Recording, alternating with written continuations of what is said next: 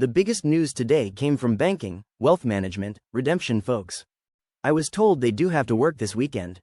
It's mandatory that they have to work this weekend. This is unusual. Normally they set them up as a call in, but no, this weekend they have to work. I hope it means something lovely. Customs revenues amount to nearly 1 trillion dinars in the first half of 2024. With the currency economy, would you keep some of the IQD, it not exchange at all? This is something you have to decide. I can't tell you what to do. My intentions are to take about 10% of what I got, exchange it. Because that'll help me establish and get myself where I want to be. The other 90% I'm going to watch the float. As it goes upward, I'll probably take another 10% and cash it out at, maybe it's at $2 by then. If it ever reaches the reinstatement $3.22, I might be tempted to move an awful lot of it, because after that it's looking for a cap, and that cap might be $3.22, it might be in the $4 range. I don't know. That's the sequence I'm going to follow. 10%, 10%, then eventually when it feels that it's time to move it all, we do it. I need to be very careful with what I can share. I will say that things are very upbeat. The banking system in Iraq is exceptional now. It's better than what it was before the rate was reduced, 2003. They did not have this level of banking security in Iraq even when the rate was $3 plus USD per dinar. This is all over their news. Tweet from the director of the accessions division of the WTO. Iraq's working party will be formally resumed on the 18th of July after 16 years. Had a productive prep meeting with Baghdad's team in advance of their arrival in GVA. Glad to see their readiness and excitement for this historic meeting. Grateful for the dedication and hard work of the Iraqi team.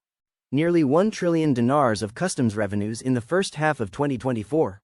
This article is really good news, as we are aware Iraq has to diversify their income right now. They rely way too much on oil sales, so they have to find alternatives to that. Customs is one of those alternatives. It is generating a lot of income for Iraq.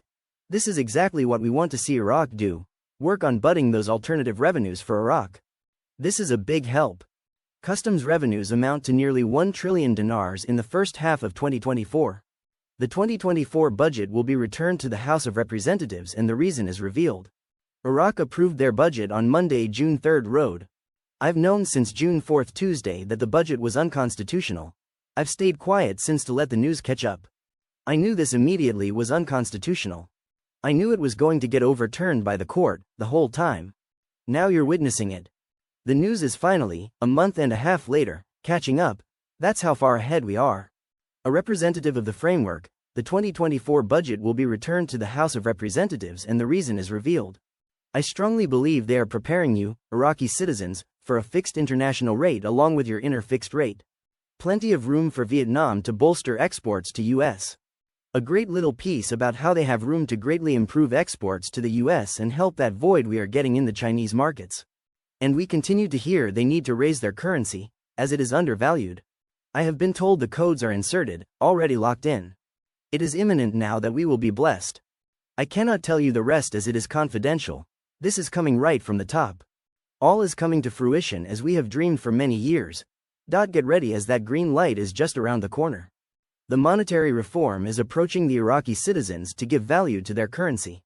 Every day it inches closer and closer and closer and closer and closer. The evidence is so obvious and obvious and obvious and obvious that it's extremely difficult to deny it. Iraq, AP.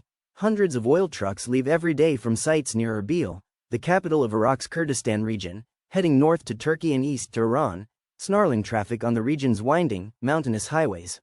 Observers say this trade could affect the close relations between the United States and Kurdistan. A U.S. official noted that this trade could also put Kurdistan on a collision course with its close ally Washington, which is assessing whether this trade violates any U.S. economic sanctions imposed on Iran. Reuters quoted another U.S. official as saying that Washington is examining the oil trade to assess compliance with sanctions imposed on Iran. The U.S. Treasury declined to comment.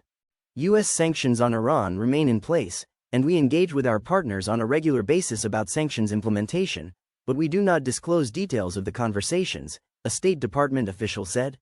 The trucks are the most visible aspect of a massive operation to move oil from the semi-autonomous Iraqi region to Iran and Turkey in opaque, informal deals that have been rampant since a formal export pipeline was shut down last year. According to sources, More than 1,000 trucks carry at least 200,000 barrels of low-priced oil daily to Iran and also to Turkey, but in smaller quantities. It is a trade that generates about $200 million a month.